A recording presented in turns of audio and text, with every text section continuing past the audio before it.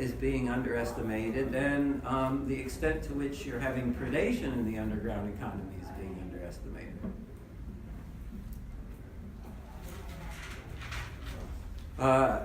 Ancient Rome, for instance, managed to create a single empire that covered the whole Mediterranean trading zone.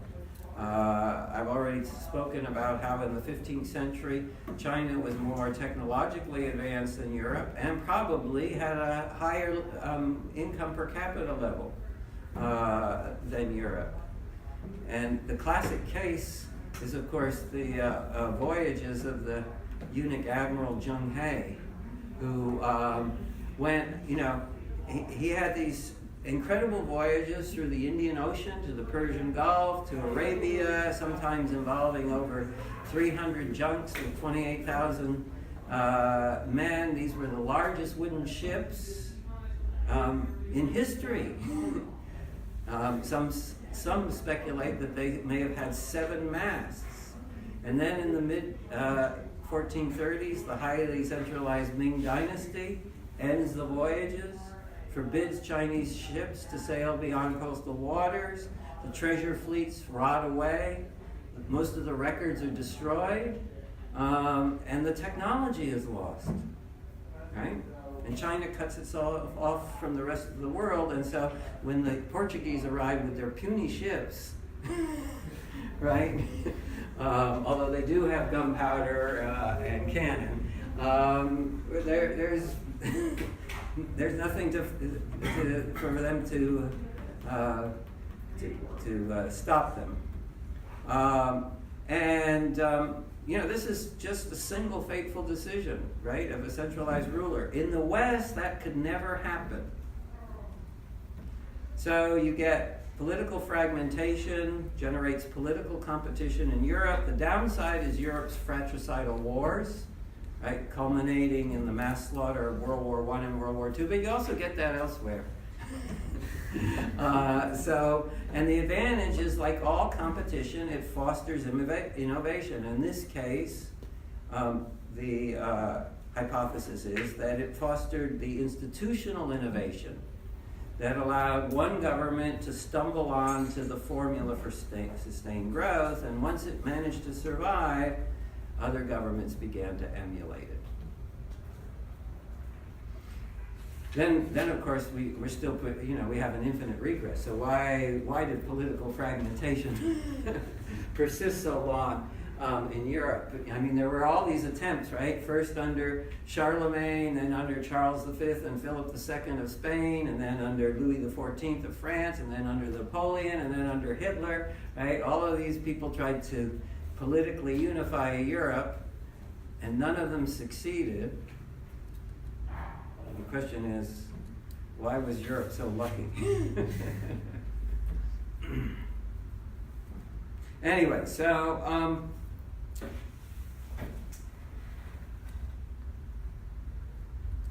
and I think this model, by the way, let me talk a little bit about Hong Kong. Hong Kong is, one of those most stunning success stories.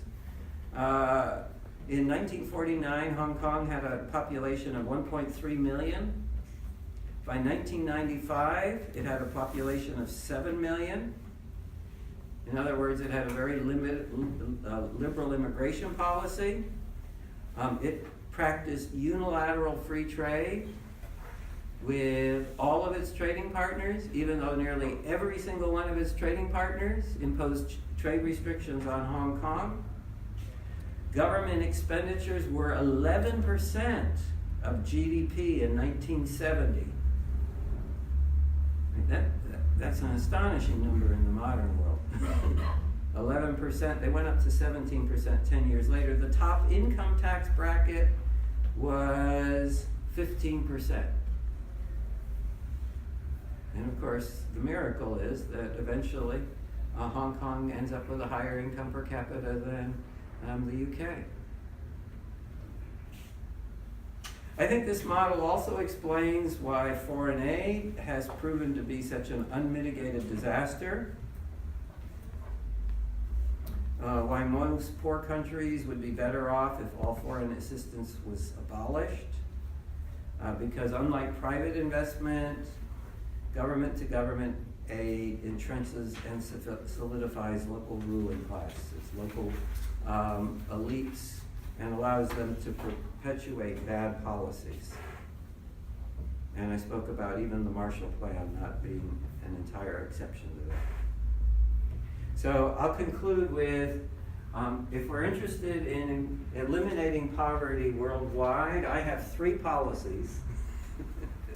You don't have to write these down, you don't have to remember them. These are the 3 things that I think would do the most to help sustain growth in poorer sections of the world. First of all, eliminate all foreign aid and organizations that generate foreign aid, like the World Bank.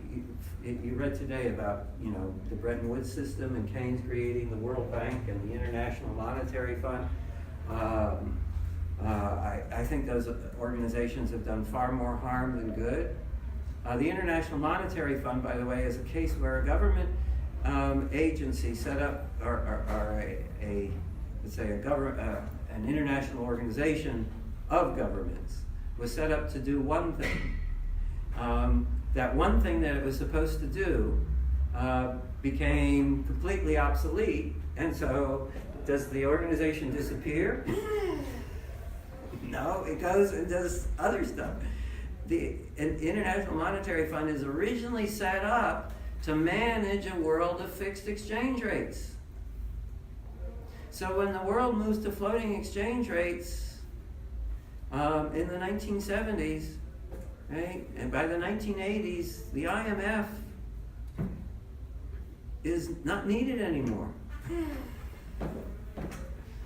But finds a way to keep going, and it actually does a lot of what the World Bank does. The IMF often puts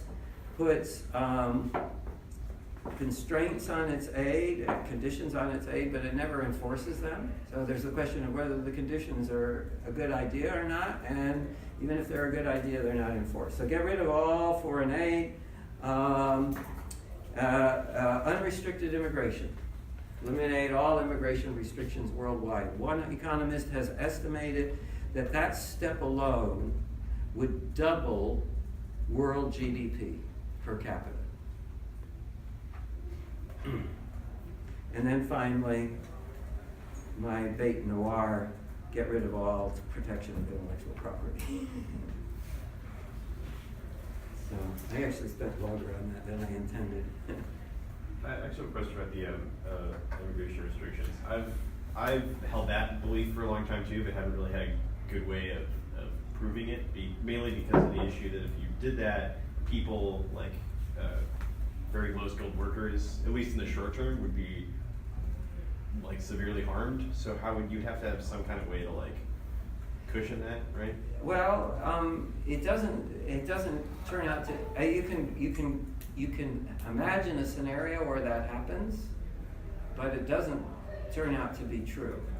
Really? Empirically. In other words, the U.S. had completely unrestricted immigration virtually until the 1920s. And the period in which, as a proportion of the population, the largest number of immigrants arrived in the U.S.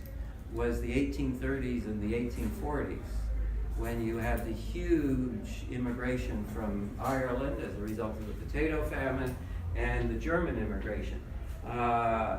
And so as a proportion of the total population, immigration was greater than any period since. And as a result, many cities, more than 50% of the population was foreign born.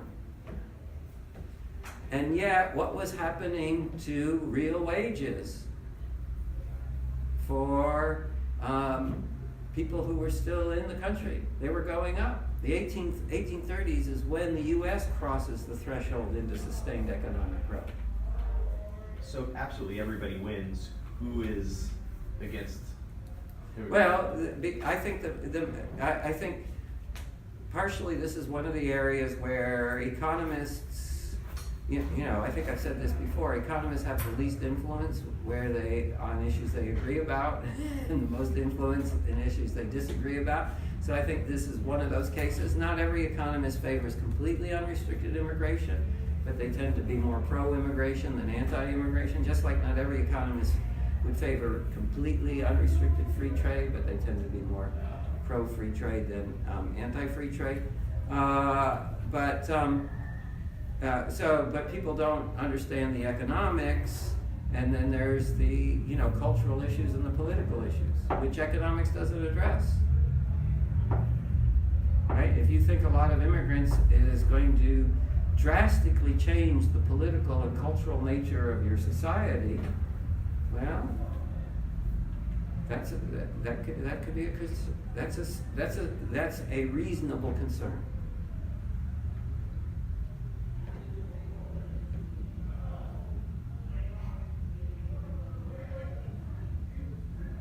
So a lot of people think, for instance, that some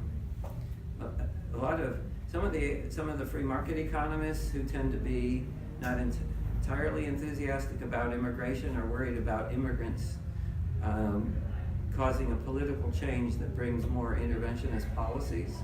But if you look at the history of the U.S., immigrants always tended to be, it was the natives who were in favor of the greater intervention, and the immigrants who were in favor of less government intervention, historically.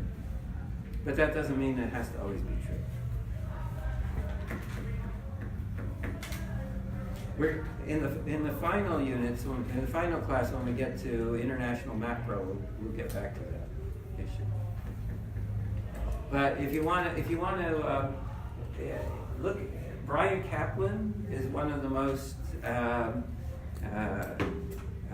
vociferous advocates of open borders, and he blogs at Econlog, and so you just look at his blogs, and he debates this issue. He has hundreds of blogs in which he's presenting the argument.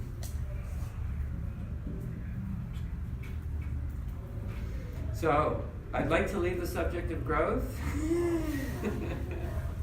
but I'm happy to answer questions.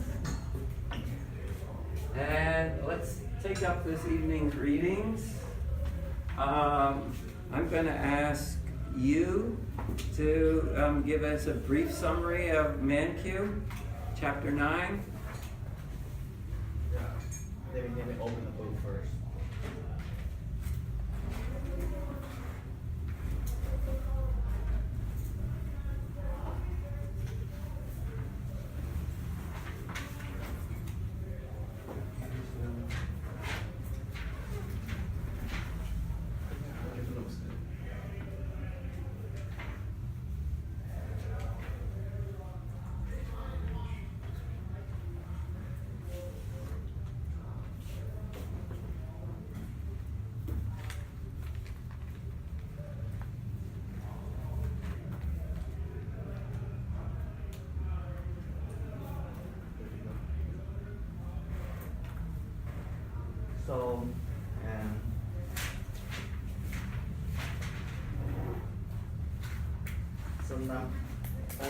The Mankiw in chapter 9, for the first chapter, 9.1, the fact about the business cycle. So, first one you talk about the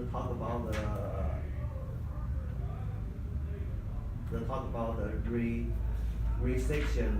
There is no simple answer. Nobody can reply when is the recession, but possible. But there is a leading economic indicator might be to indicate. Okay, but it may be hard to time recessions or predict them, but what happens during a recession? What happens to GDP? Recession basically make the GDP going down. Go down? Yes. And what happens to unemployment? Unemployment going up. Okay, that's the important point. Okay. So now move on to the next section. Forget the leading economic indicators.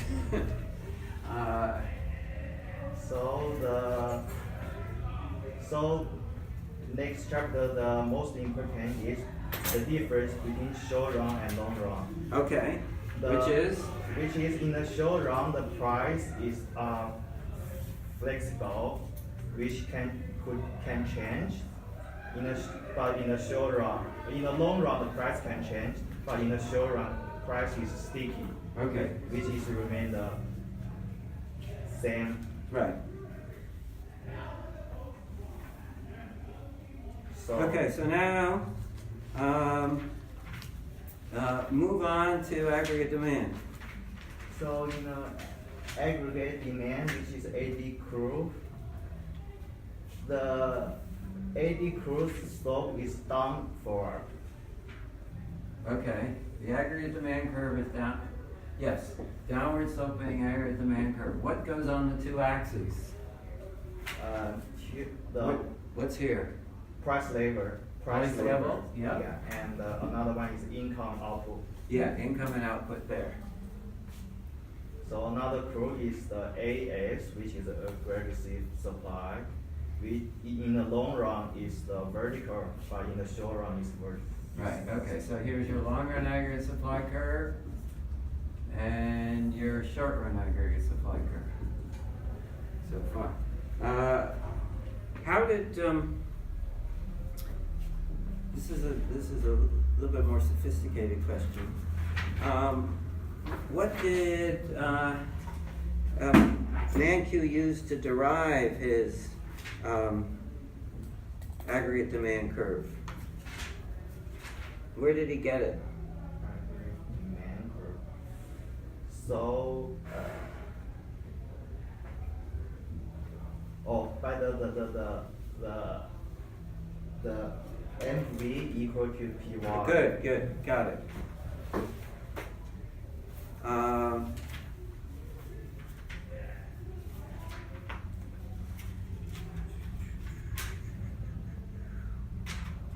All right, is there, why don't you tell us what you want to tell us about stabilization policy, 9-5.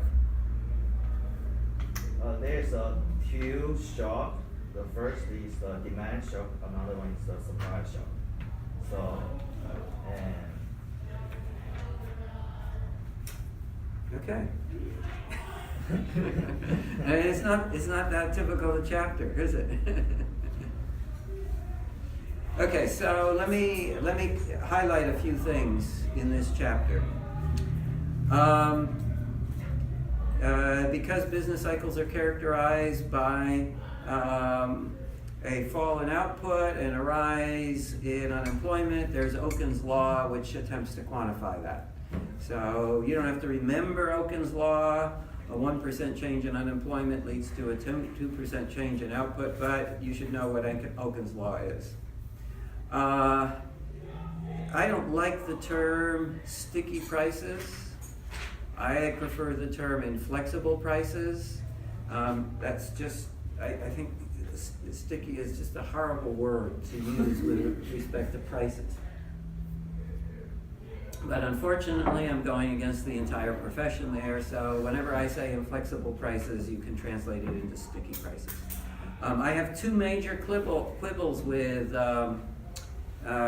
this chapter. All right, when he presents supply shocks,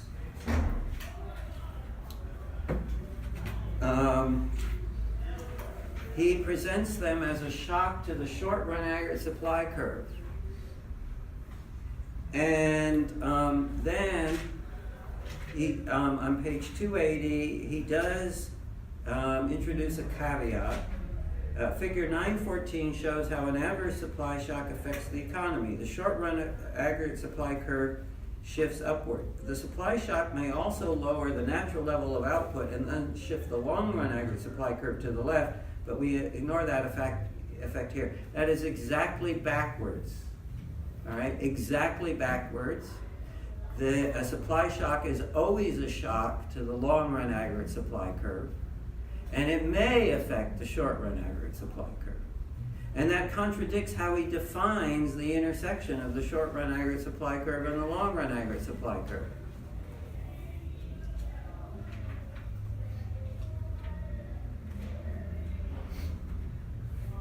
in a later chapter.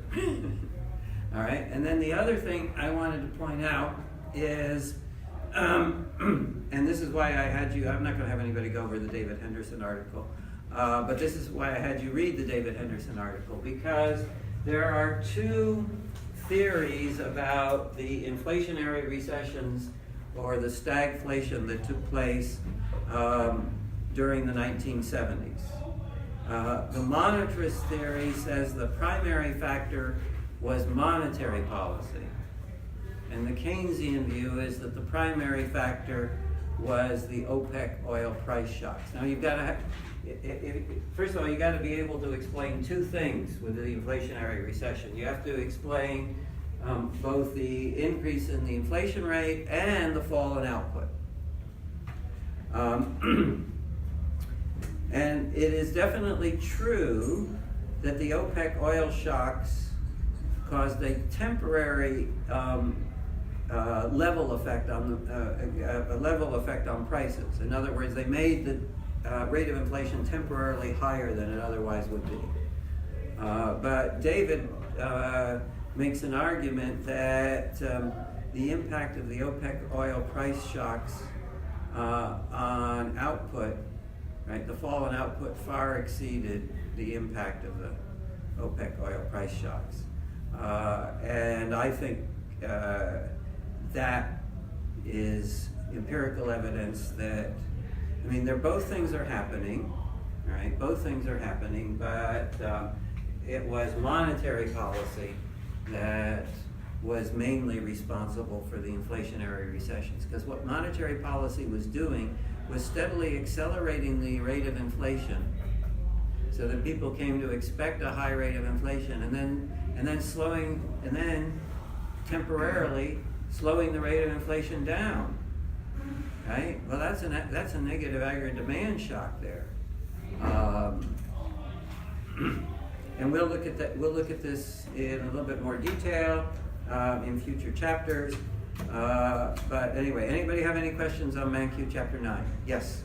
Sorry, I was just going to make a comment that it was one of the readings that talked about how aggregate demand shocks can actually lead to eventual real supply shocks too. Mm-hmm. So the example he gave was that the fall of the monetary institutions for the 2008 recession was a real shock, but it led to it then led to an aggregate demand shock when the consumers, wanted basically they basically lost consumer sentiment. Okay, was this in one of our readings? I believe so, yeah. Do you know which one? I think it was one of the two articles that you sent. No, you only had one article. The other one, oh, you mean the chapters from Cowan and Tabarak? Yes, that was a very good reading. I remember. I think it was. Can you find the page? Sure.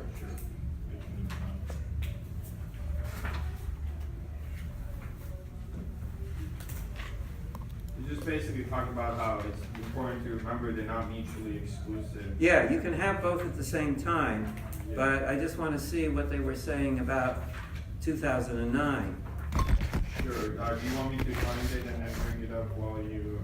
Sure, yeah. Well, I don't want you to be distracted. Okay. So you don't remember exactly what page it's on? I don't remember exactly which one. Okay, all right. Well, yeah, you can have both kinds of shocks together.